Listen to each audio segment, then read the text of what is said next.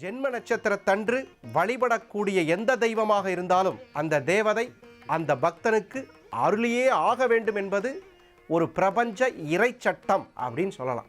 எப்பேற்பட்ட வார்த்தையால் முடிச்சிருக்கான் பாருங்க.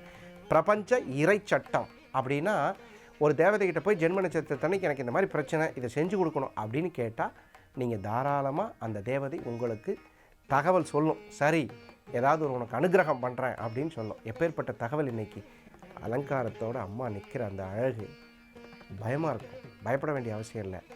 பக்தியுடன் அவள் பாதம் பணிந்து கேட்டதை கொடுக்கும் அருளாளி, அந்த கொடையாளி முன்பு உலகத்தை காத்த தேவதை, உலகத்தை ரட்சித்த தேவதை இங்கே நமக்கு அலங்காரமாய் காட்சி தருவது கேட்ட வரம் கொடுப்பதற்கு.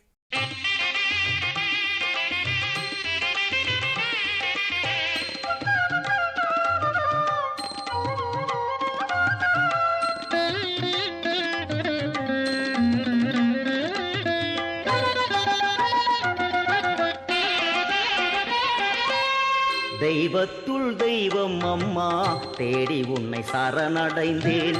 ஐம்புலன்கள் அடக்கி உன் முன் அடி தொழுது பணிந்து நின்றேன். தெய்வத்துள் தெய்வம் அம்மா, தேடி உன்னை சரணடைந்தேன். ஐம்புலன்கள் அடக்கி உன் முன் அடி தொழுது பணிந்து நின்றேன். தெய்வத்துள் தெய்வம் அம்மா, தேடி உன்னை சரணடைந்தேன்.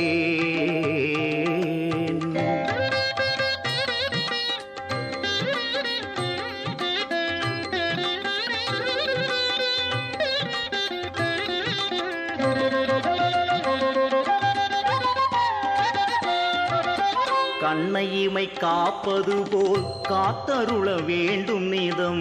அன்னை உந்தன் அடி பணிந்தேன், அடியார்கள் துயர் தீர்ப்பாய்.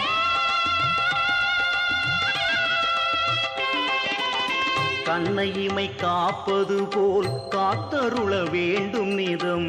அன்னை உந்தன் அடி பணிந்தேன், அடியார்கள் துயர் தீர்ப்பாய்.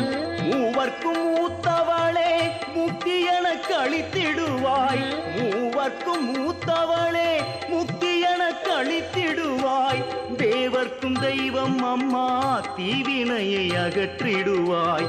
தேவர்க்கும் தெய்வம் அம்மா, தீவினையை அகற்றிடுவாய். தெய்வத்துள் தெய்வம் அம்மா, தேடி உன்னை சரணடைந்தேன்.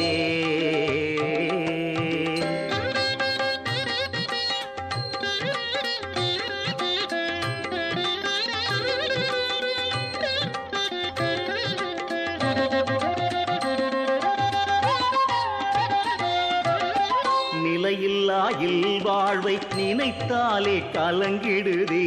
அலை போன்று ஓய்வின்றி அல்லல் படையேன் படைத்தான்.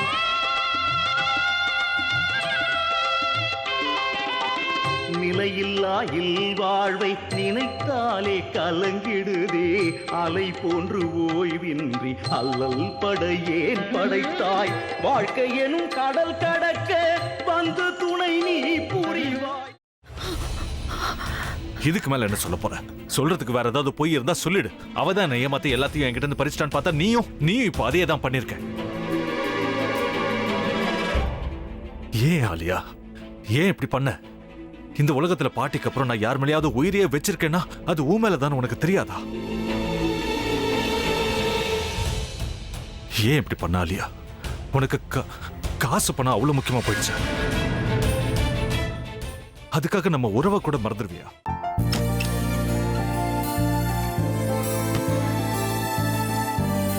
சக்தி சக்தி, ஒரு நிமிஷம்.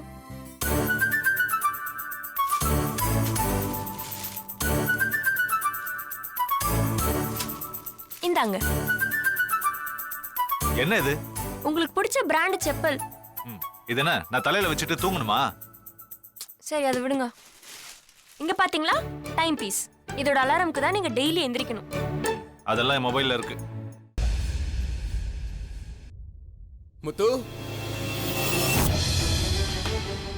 முத்து, என்னடி இவன் முத்துன்னு ஒருத்தைய உருவாக்கி விட்டான். செல்வியை மறப்பான்னு பார்த்தா எப்ப பார்த்தாலும் முத்து முத்துன்னு கூப்பிட்டு இருக்கான். முத்துவ கூப்பிட மட்டுமா செய்யறான், முத்துவ வச்சு என்னென்னமோ செய்யறான். நாம தான் இழிச்சவாய் மாதிரி வேடிக்கை பார்த்துட்டு இருக்கோம். என்ன முறைச்சு என்ன பிரயோஜனமாயா? உனக்கு வேற குரல் போயிடுச்சு. அடுத்து அவ செல்வியை கூப்பிட்டானா என்ன பண்ண போற? உன்னுடைய விருப்பப்படியே நீ ராமநாத வீட்டு மருமகளா வாழப் போற. கண்டிப்பா என்னுடைய ஸ்தானத்திலிருந்து அவன் உன்னை நல்லா பார்த்துக்குவான் அம்மா. டேய், அவரை பத்தி தான் உனக்கு தெரியும்ல. அவர் எந்த முடிவு எடுத்தாலும் அதான் ஃபைனல். நம்ம அப்பா வேணுமா வேணாமாங்கிறத நீயே முடிவு பண்ணிக்கோ. வாடா.